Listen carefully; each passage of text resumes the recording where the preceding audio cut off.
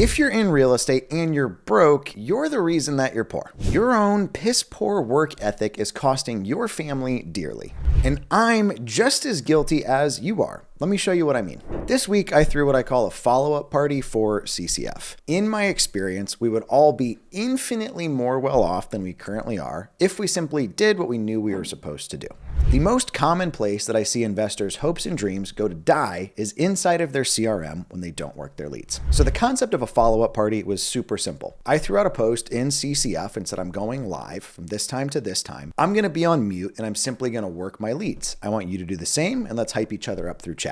If for some reason you've put me on a pedestal and just assumed I'm special or better than you, this is gonna break your heart. I can make excuses just as well as anybody else. I've got a newborn baby at home, also a dad to a 5-year-old boy. I run multiple companies. I've been traveling. I also have more projects than I can currently handle. Shoot. Just this week in Indianapolis, we looked at 12 houses that we now have to make offers on too. So I hopped in and started to follow up with the opportunities that I'd already looked at, analyzed, and made offers on previously this year. If I'm being super blunt, some of these were borderline embarrassing how long they'd sat. I'm talking 5 or 6 months without me reaching out to them after I'd made an offer. One of the sellers, I kind of wrote off. She was asking $75,000 and I made her an offer of $40K, which she pretty aggressively declined. When I followed up with her, it had been 6+ months since we last spoke. In the meantime, she'd gone under contract with a wholesaler that jerked her around and couldn't close. She had to stop making payments on the house and the property was going into foreclosure.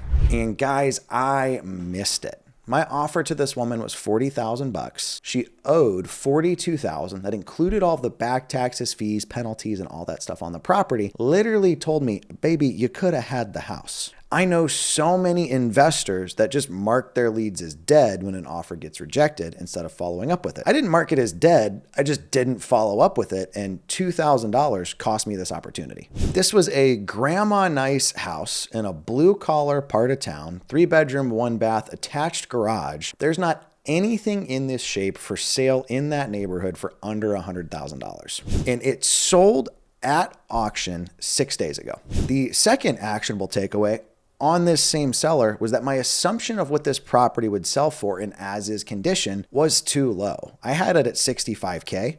Looking at everything that's on the market in that zip code, $65K is like a 1-bedroom, 1-bath house from the 40s without a garage, not a 3-1, 1,200 square feet with one. So that tells me that not only was I too conservative on my initial offer making, but my lack of follow-up cost me that deal over just $2,000. Chances are, if I'd followed up with her, she would have also told me at some point, hey, I'm under contract with somebody else. They're going to buy it. It would have been on me to then follow up and see if it closed to be able to actually get this deal. During the follow-up party, I got a second seller on the phone that had a property she had sold to somebody else, which hurts.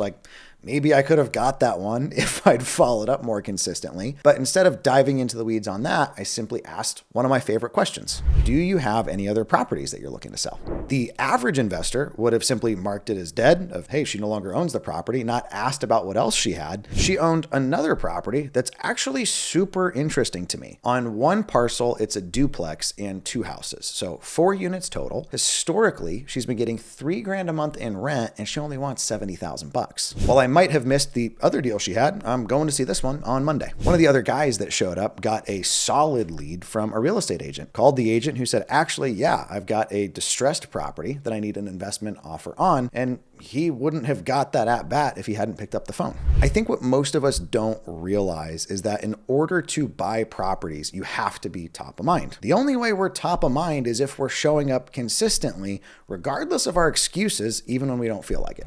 One of the other guys that showed up had a seller he was supposed to follow up with that took an offer from somebody else, which felt a little good to me. I'm not the only person on the call that had dropped the ball and had it cost them a deal. Early on in my career, I got ahead of payment schedule with a contractor and he ended up running off with some of my money. Now, I could have put on my victim hat of, well, he told me he was further than he was and he took advantage of me. But the reality is I was too lazy to drive the 45 minutes and check on the property before releasing payment. I simply took him at his word. Furthermore, I didn't look him up in the court system and realize he'd been sued repeatedly for running off with people's money. In my experience, real estate isn't kind to people that like to play the victim card. It's for people that exhibit exceptional personal responsibility, even when it sucks, and who are dead set on building something for themselves. The average project that we do, we net about $30,000 to $35,000 on. According to multiple sources, the average salary in the US is right at about $60,000 to $67,000. That means if I drop the ball just once or twice a year, I'm leaving the average annual wages on the table.